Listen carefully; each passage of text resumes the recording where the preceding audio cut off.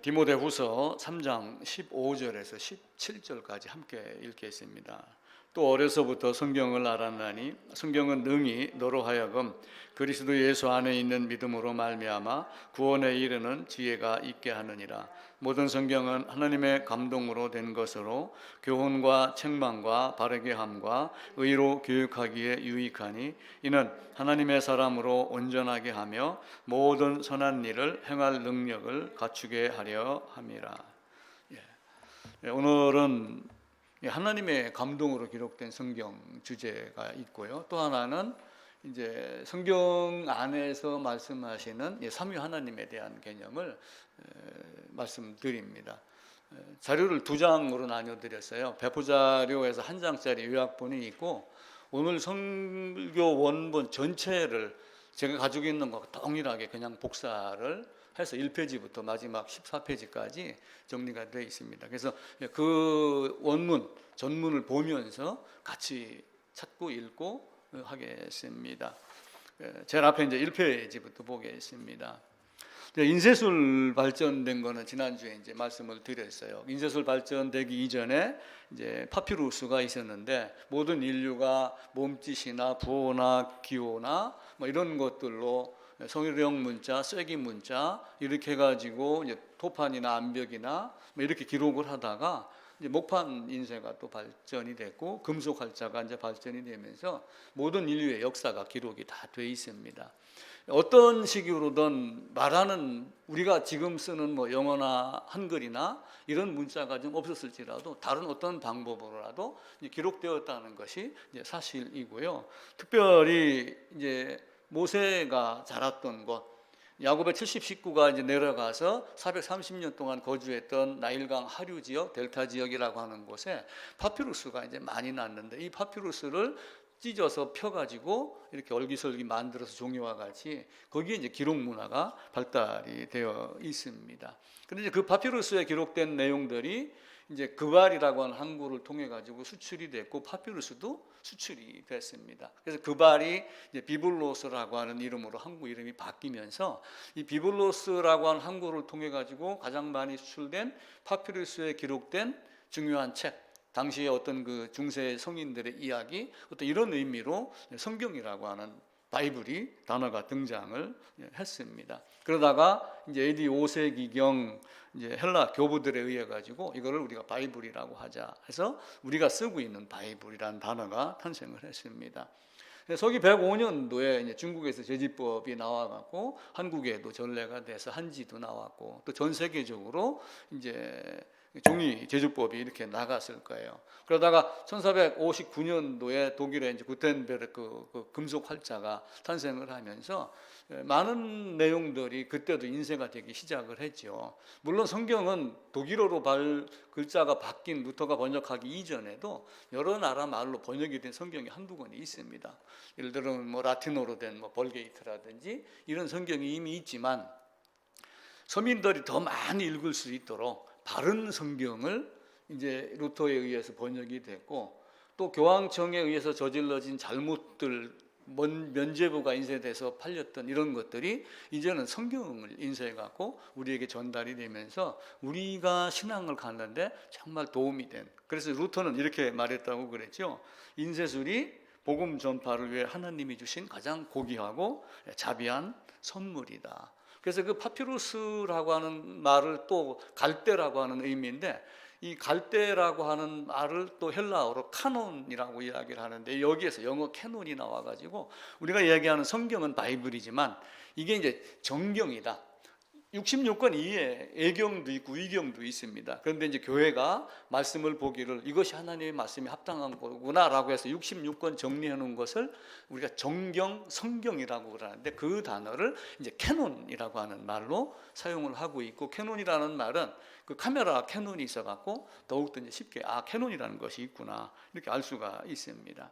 그 나일강 하류 델타 지역은 이제 야곱이 70명이 가가지고 430년 동안 거주한 겁니다. 그래서 이 야곱이 식구 70명과 갔는데 이게 사도행전에는 몇 명으로 기록되어 있냐면 75명으로 기록되어 있어요. 사도행전 7장에 보게 되면은. 근데 아마 여기는 요셉의 식구, 그러니까 이제 야곱의 손자, 요셉의 아들, 딸들이 아마 여기가 기록이 된 걸로 일반적으로는 생각을 합니다. 그럼 왜 성경이 여기는 70이고 여기는 75명이야? 이렇게 하고 그러지만은 사도행전을 쓴 누가가 자세히 미루어 살핀 나도, 많은 사람이 쓰고 싶어 했지만 나도 자세히 살펴봤다라고 했을 때 그 누가가 얼마만큼 많은 자료를 보고 검토를 했는가, 이런 것까지도 우리가 생각을 할 수가 있습니다.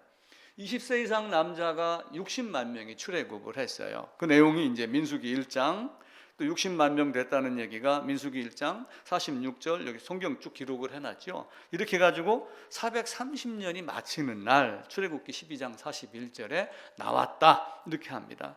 근데 출애굽기 5장 6절에 보면은 바로의 군사들이 이제 이스라엘이 이제 모세가 가가지고 우리가 광야로 가서 여호와께 제사를 드려야지 됩니다, 다 나가야지 됩니다, 앙대 못 가, 멀리 가지 마, 이렇게 하면 막았거든요. 막는 와중에 이제 모세가 그렇게 하니까 내가 너희들에게 더 노역을 심하게 주겠다, 이제는 벽에다가 넣는 집단까지도 너희가 주워다가 해라. 예전에는 공급을 했지만 그렇게 하면서 이제 기록원들이 있다는 날이 출애굽기 5장에 보면 기록이라는 단어가 몇 개가 나옵니다. 근데 이제 그 기록이라는 단어가 쇼테르라고 하는 단어인데, 이게 이제 쉽게 얘기하면은 우리가 얘기하는 작업 반장, 노가대 10장 뭐 이런 개념인데, 또 한편으로는 이 쇼테르라는 단어가 기록원이라고 하는 서기관이라고 하는 의미가 있어요. 만약에 우리가 예를 들어 뭐 흙을 버립니다, 몇 차를 실어다 줄까요 하면 그 입구에서 기록하는 사람들이 있어요. 몇 차가 언제 왔다 갔다. 마찬가지로 어떤 방법으로든 숫자를 기록하든 말을 기록하든 기록원들이 그때 당시도 존재했다라고 하는 것을 우리가 익히 알 수가 있습니다. 또 이제 모세는 2페이지로 넘어갑니다. 모세는 이제 바로의 딸에 의해 가지고 왕궁으로 가서 40살까지 살았어요. 근데 아기 때는 어떻게 했어요?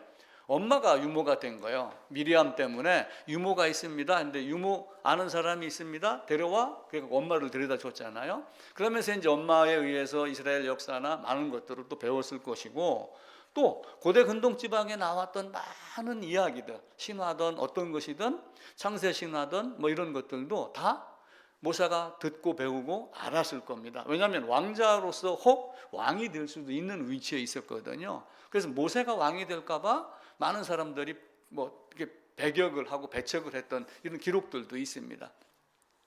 그래서 이제 모세가 결국은 거기서 이제 빠져나왔죠. 살인을 저지르는 바람에. 하나님이 묘하게 그렇게 하면서 그를 애굽의 왕자의 자격과 위엄과 칼과 권세와 돈과 이런 모든 걸 다 버리게 하고 그냥 지팡이 하나 의지하고 하나님만 말씀에만 의지할 수 있는 그 순간을 만드는데 몇 년이 걸렸냐면 40년이 걸린 거예요.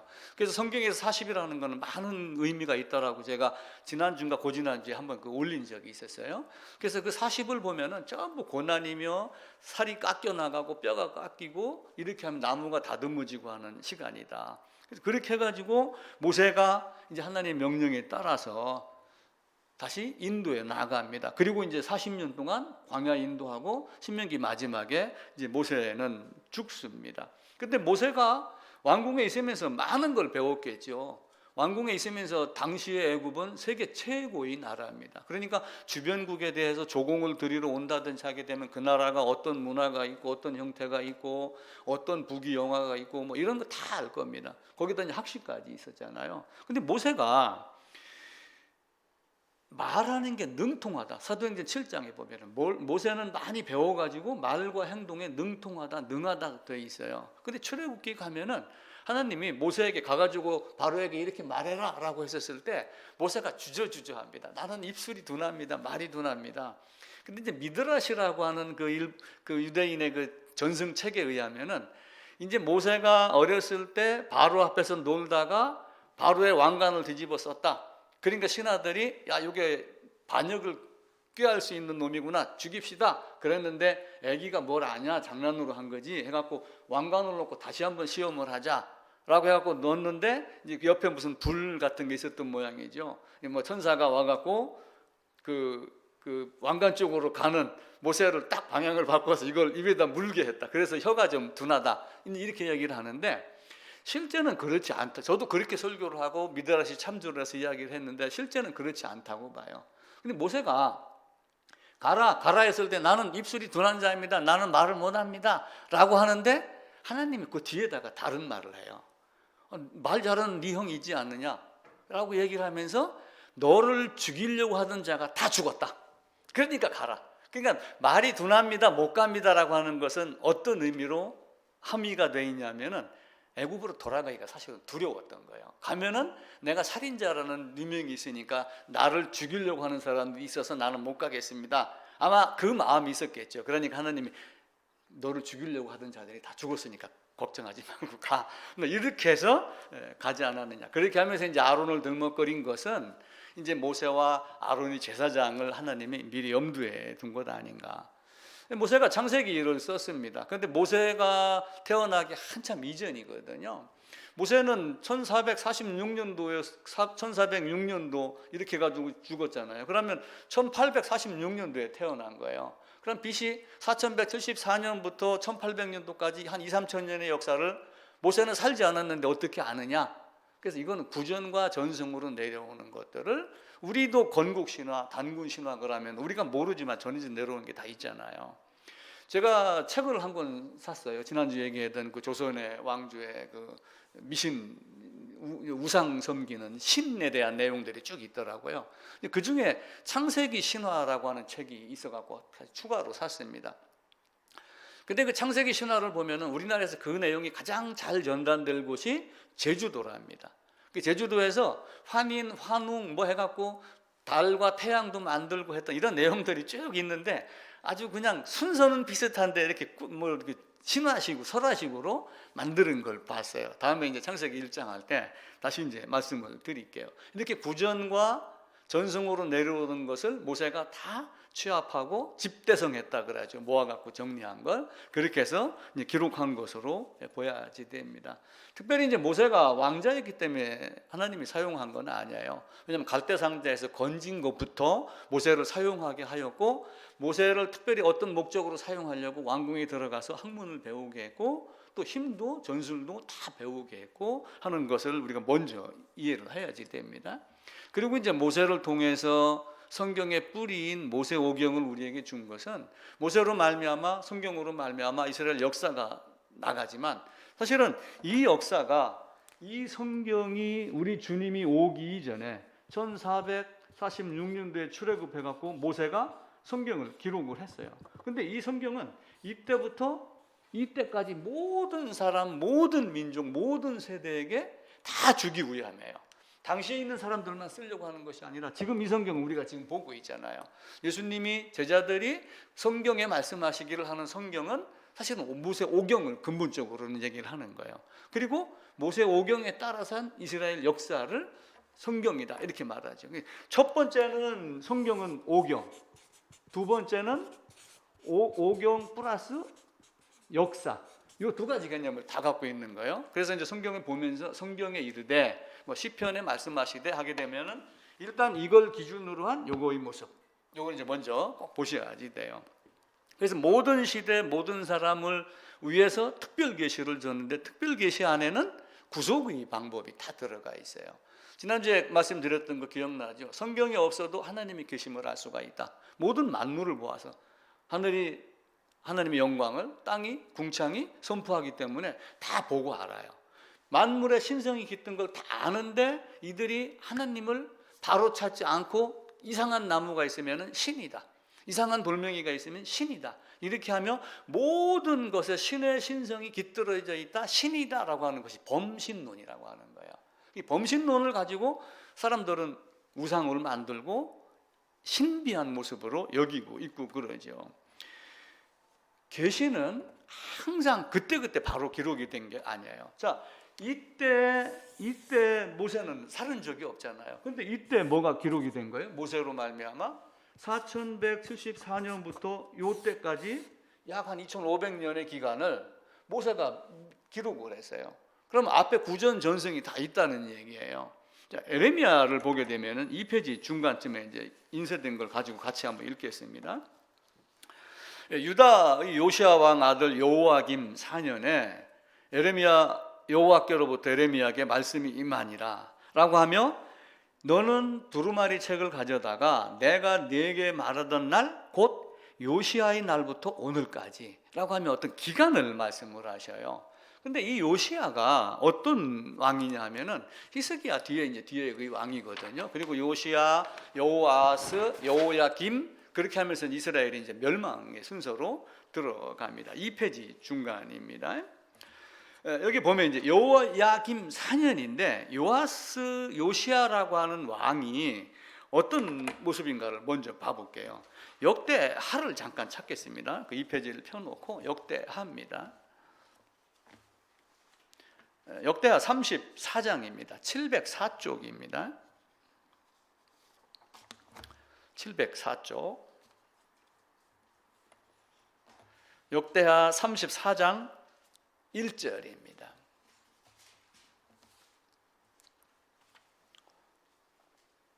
예, 다 찾으셨죠? 요시야가 왕위에 오를 때 나이가 8세라. 자, 이제 그려가면서 제가 잠깐 할게요. 요시야라고 하는 사람이 왕위에 올랐을 때 이때 나이가 8살이에요. 그러니까 8살 때 즉위를 한 거예요. 자, 그 다음에 보면은 8세라 예루살렘에서 31년 동안 다스렸더라. 그러니까 이때부터 몇 년까지 다스리냐면은 31년간. 그러니까 나이로 치면은 8살 도와야 되겠죠. 39세까지 다스린 거예요. 31년간 다스렸으니까. 그런데 3절에 보면 아직도 어렸을 때 곧 왕위에 있은 지 8년에 그의 조상 다윗의 하나님을 비로소 찾고. 그러니까 즉위가 되고 8년에 16세가 되죠. 8년에 하나님을 찾은 거예요. 그동안에는 하나님을 몰랐던 거예요. 왕자의 교육을 받으면서도 8살이면 많이 알았겠어요? 근데 지금 우리가 서당에 가서 교육받는 걸로 생각을 한다면 알았어야지 됐는데 모르다가 16살 됐을 때 하나님이 어떤 분인가를 찾기 시작을 했어요. 그러다가 제 12년에 이 12년은 즉위 12년 얘기를 하는 거예요. 그러면 즉위 12년, 네? 그럼 4살 위에니까 이때는 20살 되겠죠. 20세가 됩니다. 자, 그러면은 이때부터 요때까지는 쉽게 얘기하면 12년이 걸린 거예요. 12년이 걸리고 31년간 왕하다가 죽었어요. 그런데 중간에 18년 됐을 때, 즉위 18년 됐을 때 유월절을 지켰더라. 지난주에 열왕기 하 23장 얘기했던 유월절 지킨 얘기가 즉위 18년 만에 지킨 거예요. 근데 아직까지 아무도 이렇게 지킨 일이 없더라라고 하는 건 두 가지 의미가 있어요. 앞선 사람들이 제대로 안 했다, 아무도 안 했다라고 하는 의미가 첫 번째가 있는 거고, 두 번째는 원래 유월절은 언제 지키게 되어 있냐면은 우리 설날은 언제 지켜요? 음력 1월 1일입니다. 근데 음력 1월 1일 날 세배를 못한 사람은 그 다음 주에 가서 세배 드릴 수 있겠죠. 그러니까 1월 14일 날 유월절을 지켜야지 되는데 여행 중에 있어갖고 예루살렘으로 갈 수 없는 자, 상을 당해갖고 시체를 만진 자는 부정하니까 2월 14일 날 유월절을 지키도록 두 번 만들어놨어요. 그러니까 정식적으로는 언제가 지키는 거예요? 1월 14일 날이 이게 진짜예요. 근데 그 앞에 히스기야인가 어떤 왕은 2월 14일 날 지킨 기록이 딱 한 번 있어요. 근데 요시야 왕은 1월 14일 날 지켰다. 이렇게 지킨 왕들이 없었다. 그리고 사무엘 상부터 역대하 끝까지 유월절 지켰다고 하는 게 딱 두 번밖에 안 나와요. 다른 왕들은 유월절 지켰다는 기록이 없어요. 그만큼 이들이 제사 하나님에 대한 게 없었던 거예요. 8살 때 16살 때 알고 예루살렘 성전 청결 작업하고 그리고 유월절 지키고 성전에서 율법책 발견하였노라 라고 하고 31살에 죽은 거예요. 그런데 죽고 나서 누가 등장을 하냐면은 요 아들 여호야하스인가 그래요. 여호야하스 이렇게 합시다. 요게 3개월 왕 노릇해요. 근데 이게 못된 짓을 많이 해갖고 3개월 만에 죽어요. 워낙 앞사람들이 요시야는 위대한 왕이었거든요. 산당 부수고 우상 다 제거하고 했는데 다시 그걸 만드는 거예요. 아버지 죽자마자. 그러니까 너는 죽어야지 돼. 죽습니다. 근데 요 형제 여호야스가 김이 이때부터 왕을 합니다. 여호야김. 요 여호야김 4년. 즉위하고 4년에 누구에게 말을 했다? 예레미야에게 말을 했다. 근데 예레미야가 요 하나님이 예레미야에게 요시야의 날부터 내가 지금 너에게 말한 그날까지 라고 하면 이 기간에 대해서 그동안 하나님이 말씀했던 걸 이제서 기록하라 이렇게 이야기를 해요. 그러니까 창세기 기록되면 이 이야기를 말씀을 드리는 거예요. 그러면 말씀했다고 해서 그때 그렇게 기록을 했나요? 예수님이 돌아가시고 나자마자 말씀하자마자 3년 따라다니면서 사복음서가 나왔나요? 아니에요. 20년 30년 뒤에 나온 거예요. 예수님 재림이 곧 있어 했는데 재림이 안 되고 핍박이 오고 신앙을 잃고 그렇게 하니까 성경을 기록하여 후세에 남겨야 되겠구나 라고 해서 기록이 되기 시작을 한 거거든요. 여기도 마찬가지로 여호야김 이때에 나오는 거예요. 그래서 에레미야 1장 1절에 보면은 요시야가 다스린 지 13년에 하나님의 말씀이 에레미야에게 임해요. 그러니까 이때에 요 13년 됐을 때 하나님이 에레미야를 불러갖고 요시야에게 이렇게 말해라, 너는 이렇게 해라, 이렇게 하라고 선지자로 불러요. 그때부터 요때까지 그럼 몇 년 되겠어요? 31년이니까 쉽게 얘기하면 평균 잡아서 약 20년 돼요. 18년, 19년 되죠. 요거 4년이니까 22년인가 돼요. 그러니까 22년 동안 말한 거를 지금 기록해라 이렇게 말씀을 하신 거예요. 그러니까 에레미야가 또 직접 기록을 했나요? 기록하지 않고 그 성경 적어놓은 거 4절입니다. 이에 예레미야가 네리야의 아들 바룩을 부르매 바룩이 예레미야가 불러주는 대로 여호와께서 그에게 이르신 모든 말씀을 두루마리 책에 기록하니라 이렇게 하죠. 그러니까 지난주에 로마서 16장 보면서 나 친필로 너에게 문안한다, 나 더디오가 대서했다라고 하는 말이 무슨 말인가 이해가 가죠. 본인이 직접 100%를 쓴 게 아니란 말이에요. 쓴 것도 있겠죠, 일부는. 근데 대체적으로 야 이런 게 있어, 빨리 받아 적어 라고 하는데 그 받아 적을 때 토시 하나 안 틀리고 받아 적었다 또한 이 얘기가 아니란 말이에요. 받아 적는 사람들이 야 그때 그게 하나님이 이렇게 말씀하셨는데 그러면 하나님이 가라사대 이렇게 예를 들면 말을 바꾸는 거예요. 국회 가면은 속기사들은 토시 하나 안 틀리고 그대로 받아 적어요. 만약에 우리가 이제 그 텔레비 뉴스를 봅니다. 김정은이 탁 이렇게 하고 뭐라고 주머니에 손 놓고 말하면 그 늙은 부하들이 전부 막 이 수첩 들고 받아 적죠. 토시 틀리게 받아 적겠어요? 그대로 받아 적죠. 그 개념이 아니라는 거예요. 그래서 그 축자적 영감이라고 하는 거는 뒷부분에서 말씀을 드리겠습니다. 3페이지입니다.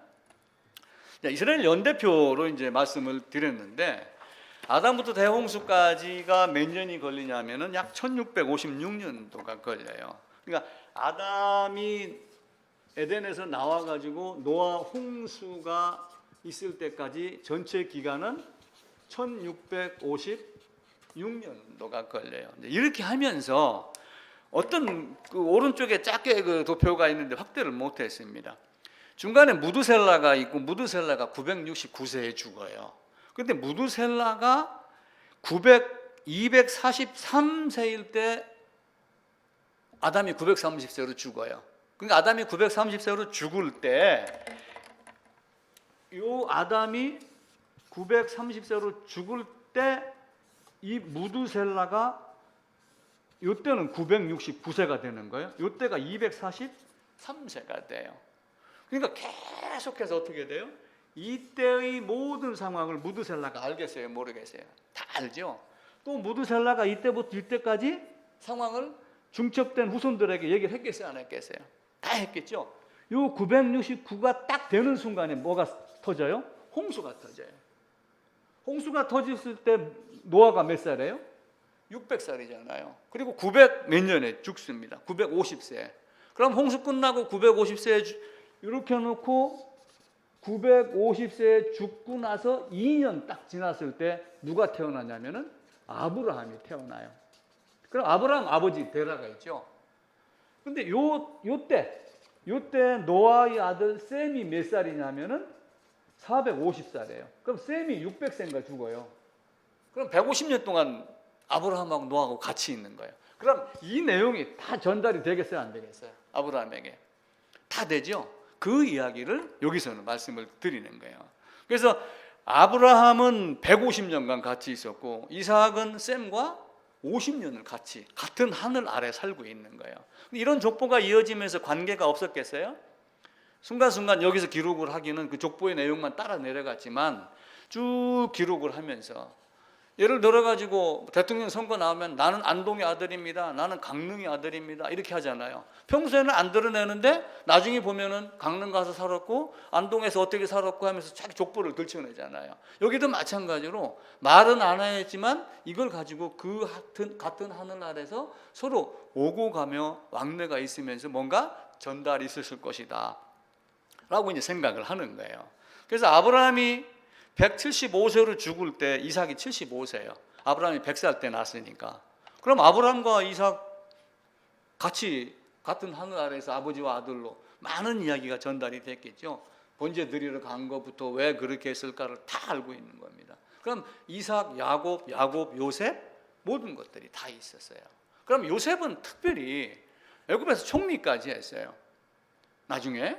그럼 모세도 마찬가지로 그런 능력이 있었고 요셉도 그런 능력이 있었으니까 지금까지 배워왔던 것, 들었던 것, 또 아버지 이삭, 아버지 야곱을 만나 가지고 아버지 야곱하고 몇 년간 같이 살았냐면 130세에 만나서 147세에 야곱이 죽었어요. 그럼 17년간 그 17에 가가지고 죽었다고 여겼던 아들 요셉 39살에 야곱 130세에 만나갖고 147세까지 얼마나 왕래를 자주 하며 이야기가 오고 갔겠어요. 너는 몰랐지? 우리 집 족보가 이래, 내력이 이래, 이런 얘기 안 했겠어요? 우리도 어떤 그 종갓집에 아들, 딸, 손자들 쭉 내려가 보면은 명절마다 모이면 몇 대 조상은 뭐 했고 몇 대 조상은 뭐 했고 이런 얘기 다 전해 내려갑니다. 그 족보에 대한 문 있고 이런 식으로 요셉에게도 다 전달이 돼서 내용이 기록이 돼 있을 것이다 라고 이제 저는 근본적으로 생각을 하는 겁니다. 특별히 또한 야곱은 쌍둥이로 에서피에서 도망갔다가 레아, 라헬 만난 것 이렇게 가지고 그런 내용들 다 전달이 되죠. 그러니까 그 내용이 모세에게 전달이 되고 그러면서 기록을 했을 것이다. 그래서 또 요셉이 총리로 있던 그 지역이 아까 얘기를 드렸던 파피루스가 있던 지역이고 기록 문화가 있었기 때문에 다 기록이 돼 있었다. 그리고 이제 세월이 흐르면서 이제는 아브라함을 택한 이유는 뭐예요? 아브라함을 택하여 나중에는 유대인이 되지만 로마서 3장에 가면 유대인의 나음이 무엇이냐? 구원이 그에게서 납니다. 하나님의 말씀을 맡았다라고 하는 것으로 아브라함을, 이삭을, 야곱을 택해가지고 모든 세대, 모든 사람, 모든 시대의 모든 민족을, 예정한 민족을 불러내기 위한 걸로 사용을 하는 겁니다. 그래서 이제 시간이 지나면서 이제 메시아 사상을 갖게 되죠. 모세가 이렇게 이제 모세 오경을 기록을 했습니다. 4페이지입니다. 이 모세 오경은 창세기, 출애굽기, 레위기, 민수기, 신명기 이렇게 되어 있는데 이제 창세기는 창조에 대한 이야기예요. 그런데 자 여기에서 이렇게 이스라엘 땅이 있으면은 여기가 이제 애굽에서 요셉도 있었고 나중에 그 후손 중에 또 한 사람 이제 모세도 또 태어납니다. 이제 물론 야곱이 등장을 하죠. 그럼 모세가 이제 또 나옵니다. 그러다가 이제 시내산에서 나와갖고 이렇게 해서 이 목적은 뭐냐면은 요 가나안 땅으로 들어가게 하는 게 목적이에요. 아브라함을 불러서 첫 언약을 뭐라고 그랬어요? 내가 저 땅을 너희에게 주겠다. 그래서 이스라엘 백성은 거기가 고향이 되는 거예요. 돌아가야 될 땅. 자, 그런데 이스라엘 백성이 어떻게 했어요? 출애굽을 해갖고 여기서 나왔습니다. 율법을 줬어요.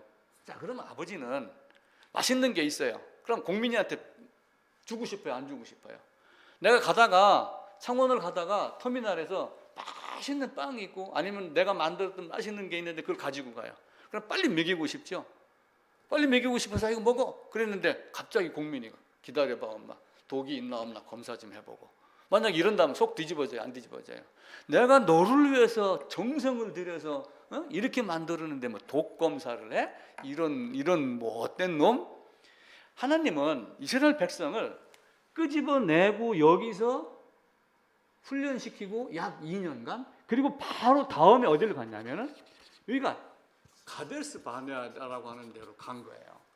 그게 민수기 13장, 14장이에요. 그리고 가가지고 뭐 해라? 정탐해라.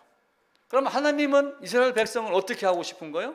하루빨리 먹이고 싶은 거예요. 하루빨리 가나안 땅에다가 집어넣고 싶은 거예요. 그러면은 이 광야라고 하는 요 광야의 의미는 어떤 의미예요? 집 짓고 잘 먹고 잘 사는 동네예요? 아니면은 여기다가 뿌리 내리는 거요? 아니면 스쳐 지나가는 곳이에요?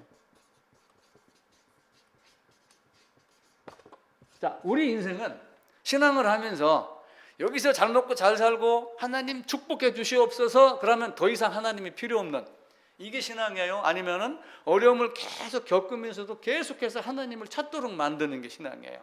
하나님은 그 후자를 얘기를 하는 거예요. 이스라엘 백성은 여기를 가가지고 들어가 그랬는데 안 들어가는 거예요. 내가 먼저 가서 들어갈 만한 곳인지 들어가지 않을 만한 곳인지 먼저 확인해 보고 들어가겠습니다. 이게 이스라엘 백성의 모습이에요. 그리고 광야는 빨리 스쳐 지나가는 거, 머물 곳이 아니에요. 우리 인생도 빨리 스쳐 지나서 우리의 진짜 목적은 어디예요? 영원이라고 하는 새 예루살렘, 계시록을 향해서 가는 거예요. 근데 너도 나도 요 80에 90에 요 때가 모든 것인 줄 알고 있는 거예요, 사람들이. 근데 이걸 깬 사람들은 이 땅에다가 미련을 두지는 않아요. 그렇다고 굶고 살지도 않아요.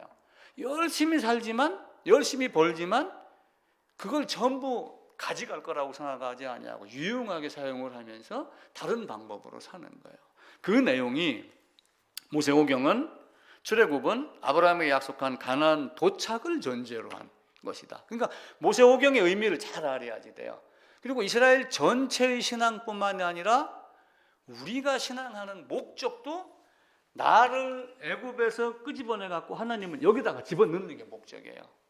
지금 여기서 내가 신앙을 하고 요 땅에서 20년 30년 깎여 나갈 거 깎여 나가고 다듬어지고 하지만 진짜 목적은 나를 호흡을 끊어서 새 예루살렘으로 데려가는 게 목적인 거예요.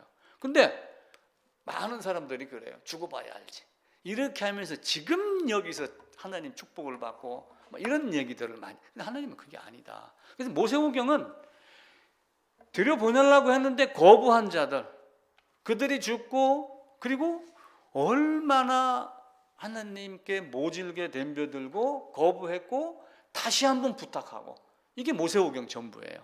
근데 모세오경이 끝난 이스라엘 역사를 보면은 그 이스라엘 백성이 들어가 못 들어갑니다. 자, 민수기 이제 댁에 가셔서 찾아보셔야 돼요. 메모해 갖고. 요게 가는 거는 민수기 13장 14장에 있어요. 근데 가볼게요. 못 들어갑니다.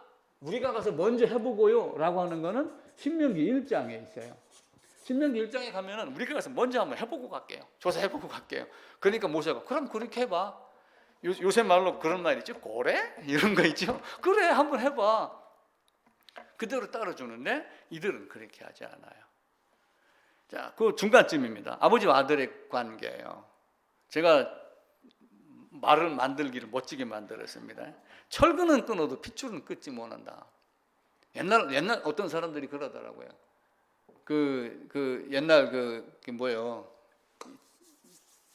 누구야? 전원일기에 보면 김혜자가 나와서 그래요.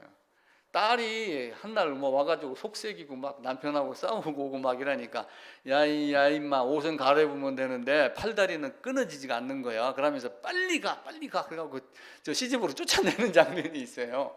근데 철근은 끊어도 핏줄은 못 끊어. 아버지와 아들이 관계예요. 출애굽을 시키면은 그러면은 아버지가 자식에게 좋은 거 먹이고 싶어요, 나쁜 거 먹이고 싶어요? 당연히 좋은 거 먹이고 싶죠. 물 달라면 물 줘요. 출애굽 하자마자 물 없습니다. 배고픕니다. 빵 달라고 하고 그러죠. 고기 없습니다. 그럼 고기 매출하게 주죠.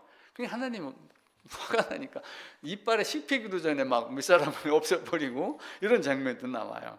예수님이 그 말씀을 하시는 거예요. 너희 중에 누가 아들이 떡을 달라 하는데 돌 주고, 생선 달라 하는데 뱀 주고, 알 달라 하는데 전갈 주겠느냐. 아버지는 다 좋은 걸 주고 싶어요.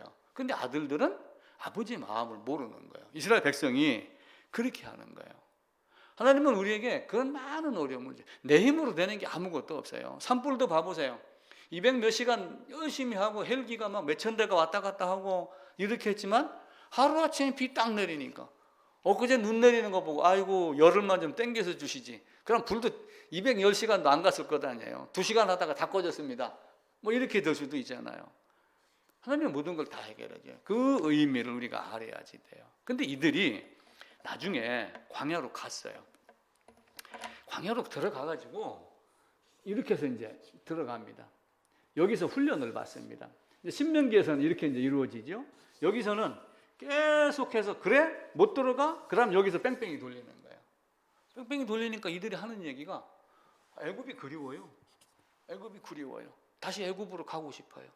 애굽에서 고기 먹던 것, 빵 줬던 것, 물 먹던 것 그게 좋습니다. 근데 애굽에서 공짜로 줬나요? 노예 생활했잖아요. 말 안 들으면 채찍으로 맞았잖아요. 그 얼마만큼 나중에는 집을 구해갖고 너희가 벽돌 수요 맞춰, 네가 알아서 맞춰. 재료 제공 안 하는 재료까지 구해서 그걸 하라고 하면서 두드러 패고 맞고, 근데 그 고기가 한 첨이 그게 맛있게 넘어갔겠어요? 근데 그걸 그리워하는 거예요. 우리도 신앙생활하면서 내가 지금 교회만 안 다녔다면 지금 강릉에 눈 내린 거 구경하러 갔을 건데, 만약에 이렇게 한다고 해보세요. 하나님 보시기엔 합당치 않죠. 뭐 다른 날 뭐 눈 안 봐요? 볼 수 있는 날이 많잖아요. 겨울에 가면은. 이스라엘 백성은 늘 그렇게 했습니다. 제가 그 5페이지 읽어볼게요. 애굽 땅에서 고기 가마 곁에 앉아 있던 때, 떡 배불리 먹던 때, 차라리 거기서 여호와의 손에 죽었더라면, 아이고 아버지 손에 차라리 맞아 죽었으면, 이런 못된 자식들이죠. 백성이 목이 말라서 물을 찾으니까 어떻게 해요? 어찌하여 우리를 애굽에서 인도해 내갖고 목말라 죽게 했느냐. 애굽에 있을 때는 생선, 오이, 부침, 부추, 파, 마늘, 참외, 누가 우리를 고기 주었어? 애굽에 있을 때가 좋다. 여호와가 우리를 이 땅으로 인도하냐. 칼에 쓰러지게 하려느냐? 애굽으로 돌아가는 것이 낫자. 지휘관 세우고 애굽으로 돌아가자. 애굽에서 나오게 하면 왜 이 나쁜 곳으로 인도했느냐. 하나님이 물 줬죠. 다 줬어요. 그리고 진짜는 뭐예요? 좋은 곳으로 가라 했는데 안 가고 중간에 머물면서 여기는 이것도 없고 저것도 없고 아무것도 없습니다. 여기 가면 있는데 안 들어간다고 자기들이 얘기를 해놓은 거예요. 우리의 신앙도 어느 순간 딱 한순간만 대기권 통과하듯이 딱 한 군데 성경 말씀만 딱 뚫리면은 이거였구나가 보이는 거예요. 근데 그게 막히면은 요 안에서 이상한 사람들의 논리에 갇혀가지고 이리저리 헤매면서 그냥 끌려다니는 인생이 돼요. 근데 그게 딱 뚫려봐 보세요.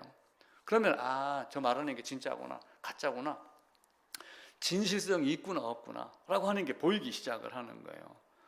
어찌하여 우리를 애굽에서 인도해서 광야에 죽게 하는가. 하나님 만나를 줬대. 이 하찮은 음식, 아버지가 배움이 없어가지고 노가대까지 해가면서 새벽 시장 가가지고 근로자 뽑고 그래갖고 일당 받아갖고 와서 저녁에 들어오면서 참외를 하나 사갖고 왔는데 깨끗해요. 아버지가 흙먼지 쓰고 들어왔다고.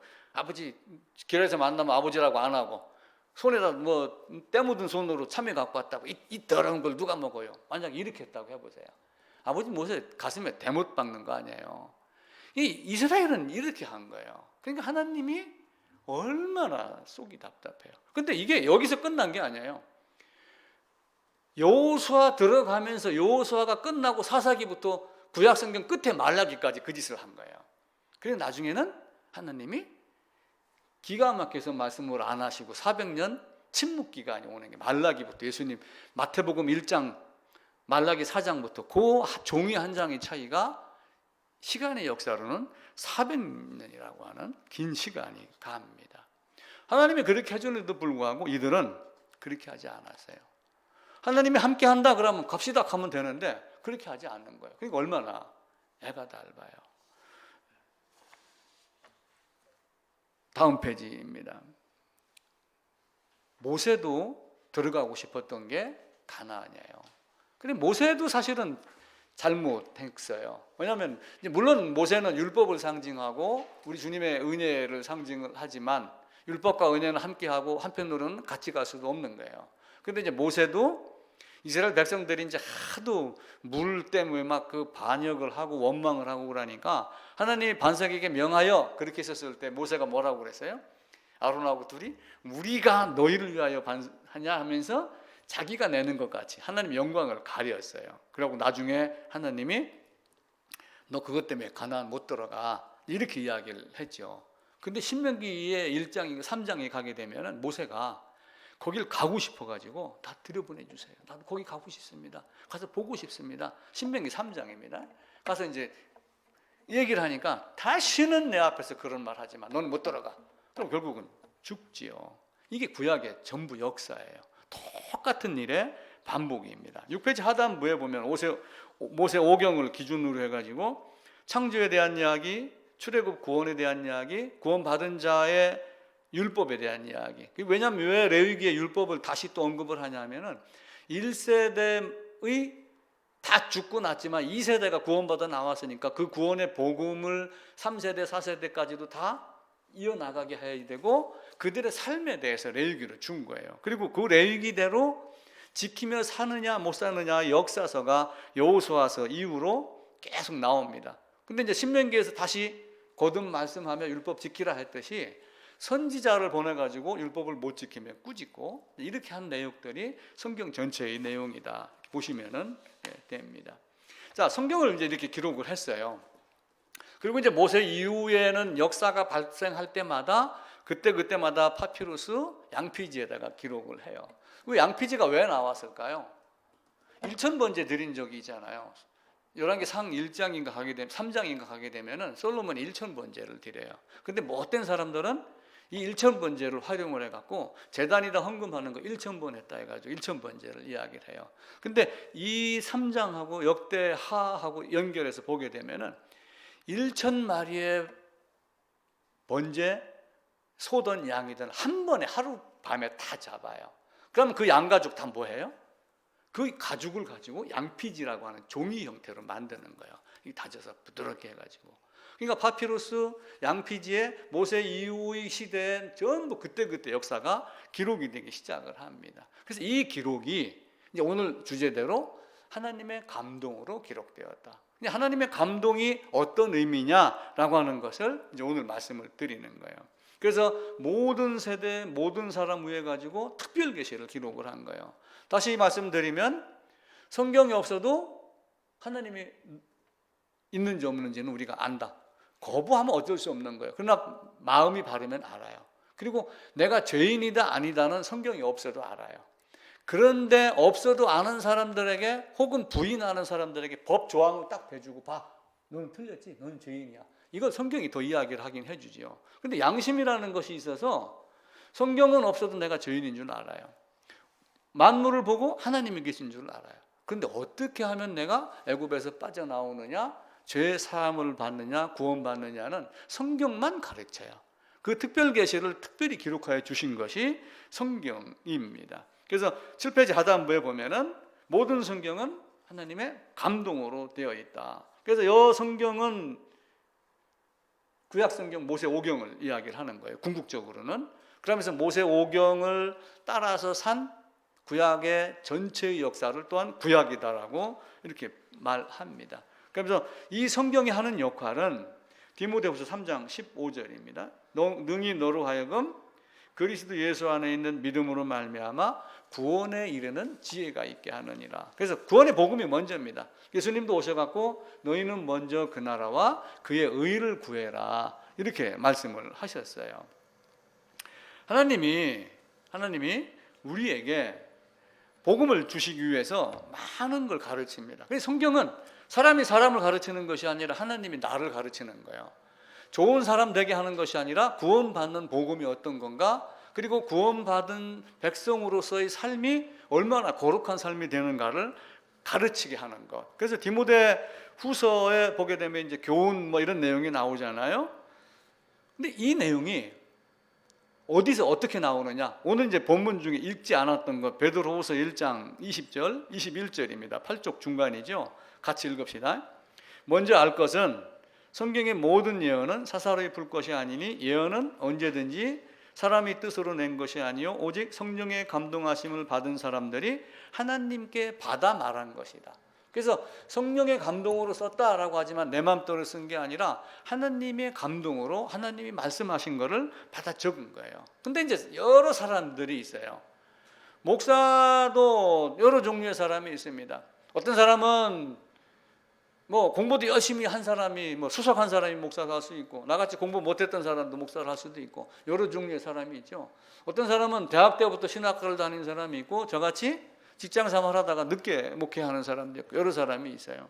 마태는 세리였어요. 당시 세리는 세금 걷어갖고 자기가 먹고 세리장에게 삭개오에게 바치고 또 보내고 하면서 몇 배 폭리를 지었기 때문에 원망 많이 듣던 그런 사람들이었어요.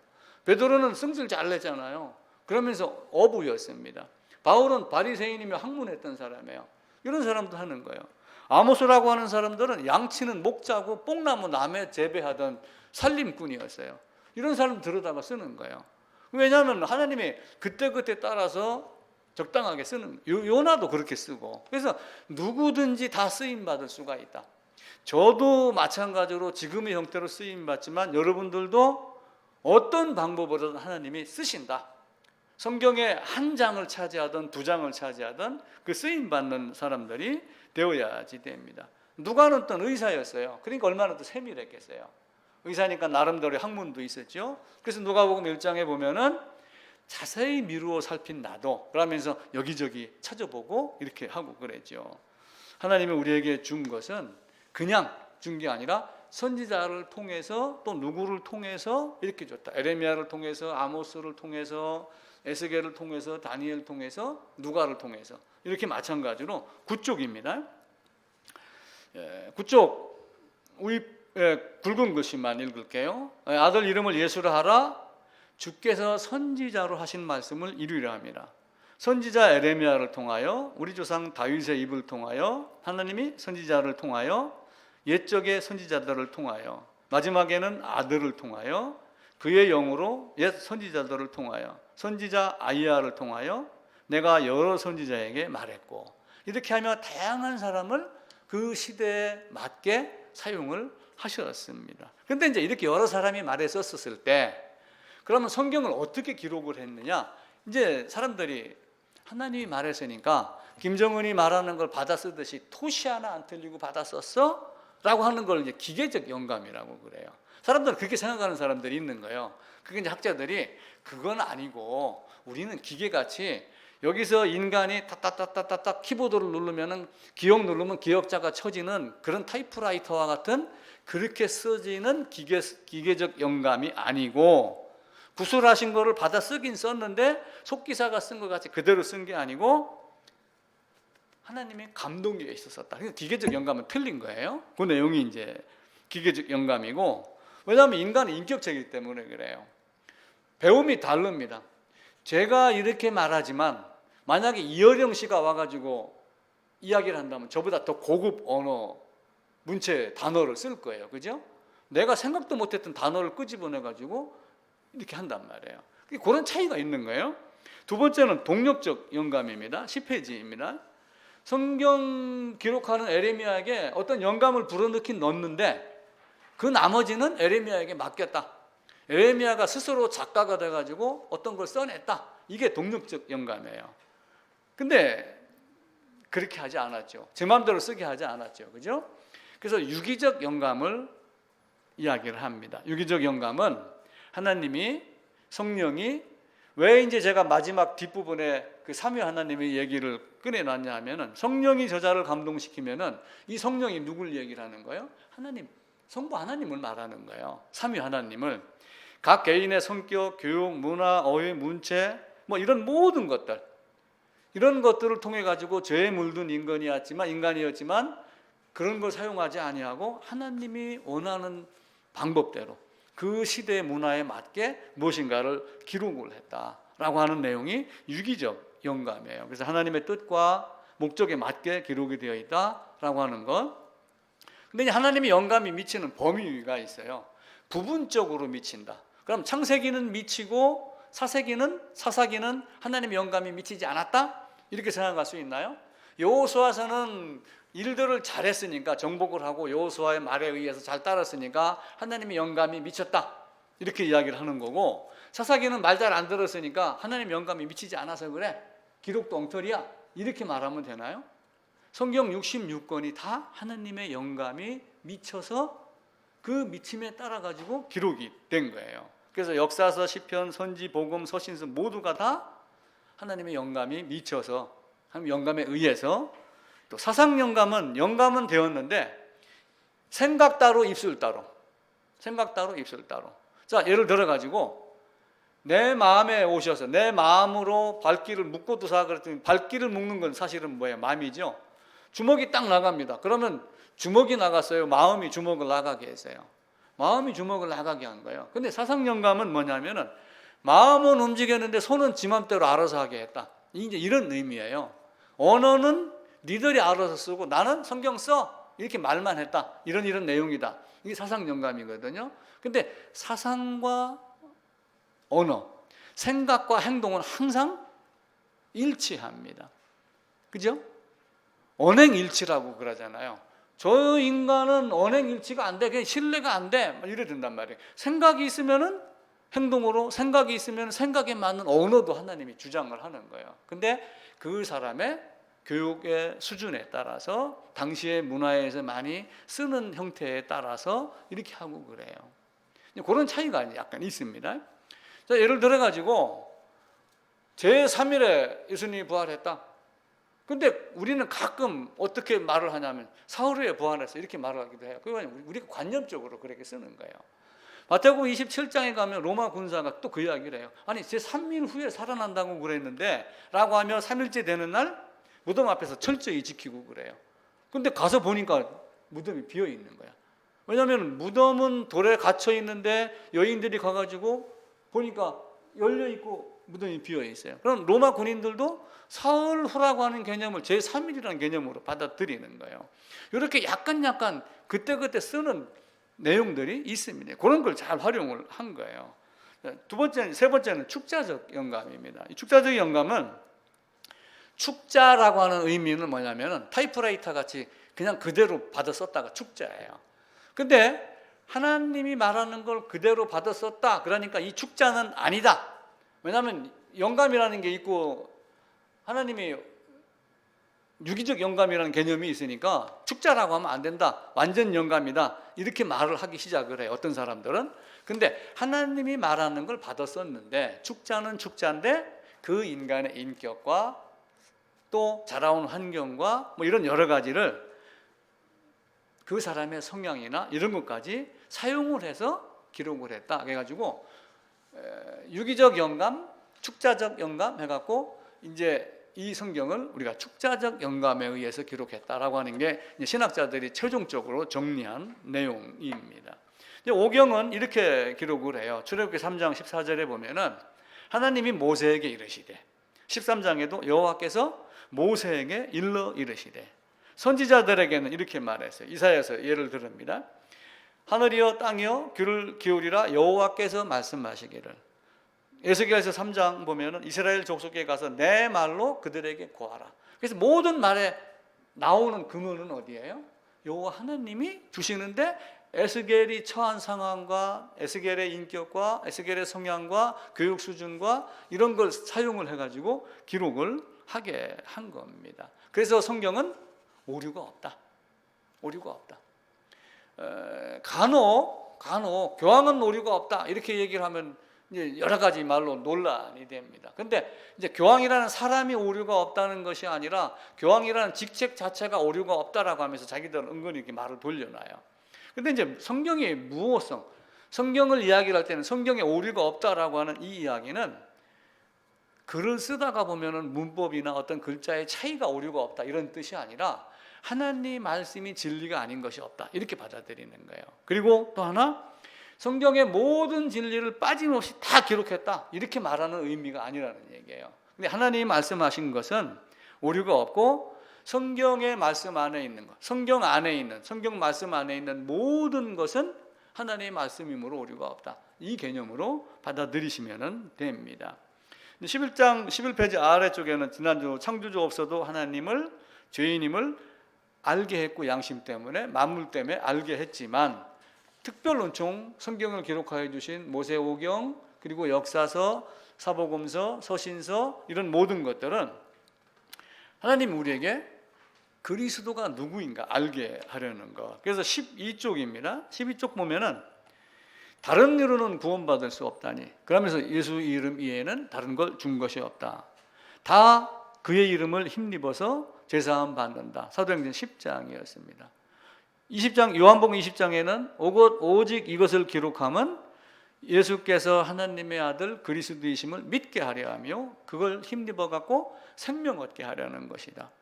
모세가 율법을 기록했고 선지자가 기록한 그 일을 우리가 만났는데 예수다. 요한복음 1장 45절, 누가복음 24장 44절 27절. 그래서 갈라디아에서 바울이 다른 복음은 없나니 오직 예수의 복음이다. 죄 사함의 복음이다. 그러면서 그 유월절의 복음, 그 유월절이 행위의 유월절이 아니라 그 피 바른 그 안에, 그 피의 죽음 안에 예수 그리스도 안에 있는 복음을 말하는 거예요. 그래서 우리가 이제는 거듭났다면 어떤 모습으로 살아야 돼요? 하나님의 뜻은 이것이니 너희의 거룩함이라. 제일 하단부입니다. 감추어진 일은 우리 하나님 여호와께 속하였거니와. 이 말은 하나님이 숨긴 건 우리가 알 수가 없다 그 얘기예요. 하나님이 숨긴 건 우리가 알 수가 없지만 하나님이 우리에게 이 율법의 말씀을 드러나게 하셨으니 이 율법의 말씀을 주신 것은 지켜야지 된다. 이 의미로 하는 거예요. 그러니까 이게 그때 하나님이 지금 나에게 말했다면 내가 지금 바꿔서 말한 것 같이 쓸 거예요. 근데 그때 당시에 있는 사람들은 어떻게 했어요? 말을 지금 이해 못하게 어렵게 쓰는 거예요. 그러니까 자꾸 이걸 새로 번역을 해가면서 어떻게 해요? 쉬운 말로 요즘 새 번역으로 이렇게 하며 쉬운 성경으로 말을 자꾸 바꿔서 번역을 해나가는 거예요. 예전에는 그런 언어를 사용을 했고 그렇게 말하는 버릇이 있었기 때문에 그렇게 쓴 것이다. 또 시편 1편에 보면 복 있는 사람은, 악인은, 복 있는 사람은 두 차이를 두죠. 여호와 율법을 즐거워하며 그 율법을 주야로 묵상하는 자로다. 오늘 이제 우리가 시편 1장 찬송 불렀듯이 그러는 겁니다. 13쪽입니다. 네게 요구하는 게 뭐냐? 신명기 마지막에 묻습니다. 신명기 시작을 하면서 하나님이 너한테 요구하는 게 뭐냐? 여호와 경외하고 마음을 다하고 섬기고 그리고 훗날 새로 살면서 보자. 이거 말고 뭐 있겠느냐? 그래서 여호와 명령 규례 지키는 것이다. 근데 이 모든 것이 성령의 감동, 그러니까 성부 따로 성자 따로 성령 따로의 개념이 아니라 삼위 하나님의 개념이다. 한 분 하나님 말씀했다. 그래가지고 그 뒤에다가 제가 추가로 삼위 하나님에 대한 내용을 추가를 했고, 그 프린트물에는 깜빡했는데 저기에는 이제 따로 삼위 하나님의 제목을 적었습니다. 나중에 대회 가셔가지고 그 엔드 해갖고 삼위 하나님 제목을 좀 추가를 해주시면 좋아요. 하나님의 감동으로 성부, 성자, 성령, 성자가 하나님이고 성령도 하나님이고 성부도 하나님이기 때문에 그래요. 이 부분은 쭉 읽어가면서 잠깐 보겠습니다. 성부와 성자는 본질적으로 한 분 하나님입니다. 위격의 관계에서만 서로 다를 뿐 구분되지만 분리되지 않고 나뉘는 것 같지만 항상 연합하여 있습니다. 위격으로 구분하여 말할 때 위격의 관계 안에서만 계시는 삼위 하나님이에요.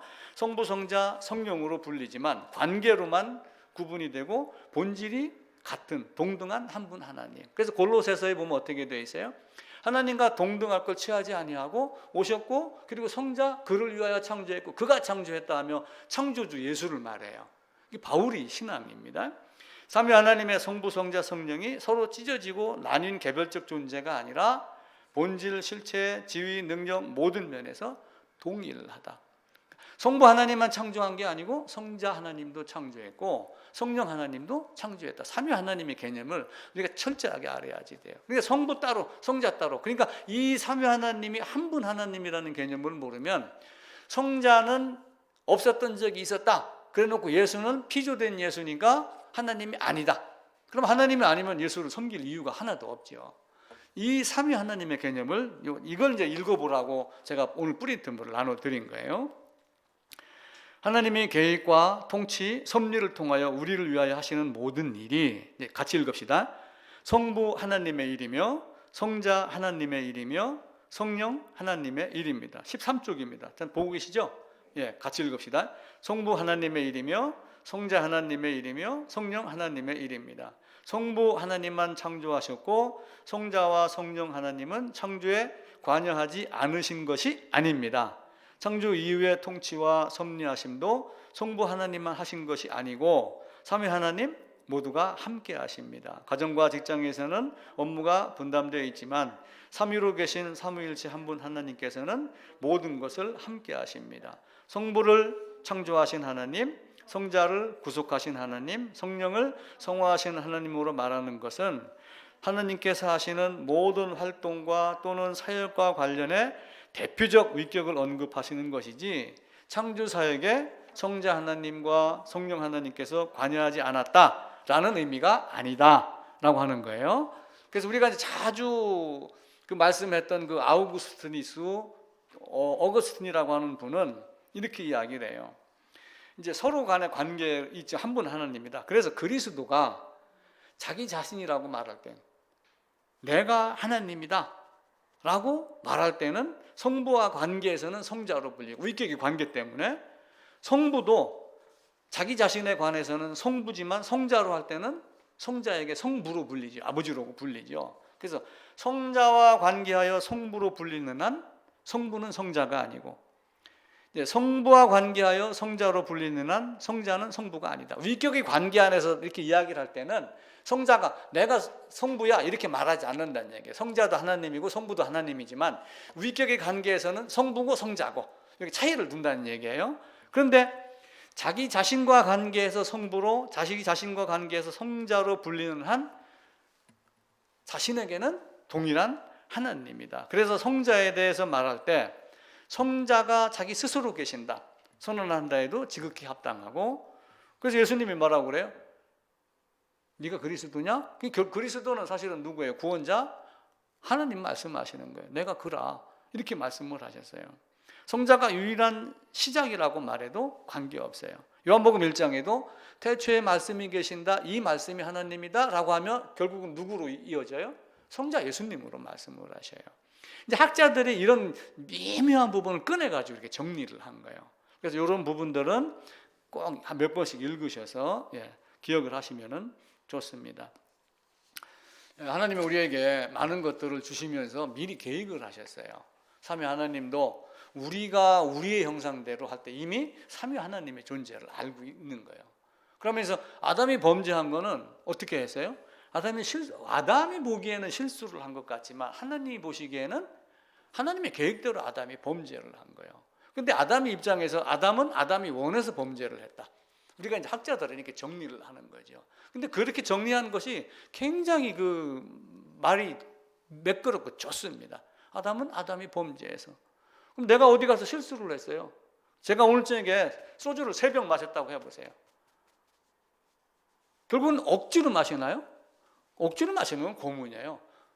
내가 아니라고 그래도 목구멍에서 꿀꺽 삼키는 거는 내가 원해서 마신 거예요. 최종적으로 보면은. 그러니까 학자들은 아담이 범죄한 건 아담이 원해서 한 것이다. 아담은 죄를 안 짓기를 원하지 않았다. 이렇게 정리를 하는 거예요. 그러니까 그런 말 속에서 우리가 신학에 대한 어떤 그 사상이 좀 뚜렷이 드러나는 것들이 있거든요. 제가 말씀드렸듯이 120년 전에 방주의 규격을 미리 말씀줘요. 그리고 120년 후에 하나님이 원하는 짐승, 부정한 짐승 1쌍, 정한 짐승 7쌍, 그리고 식구 8명. 그게 1년 동안 방주 안에서 먹고 살 집이나 쌀이나 다 넣어놓도록 그 규격을 미리 만들어놔요. 미리 합당한 자로 선택을 받았기 때문에 아담은 방주를 진 거예요.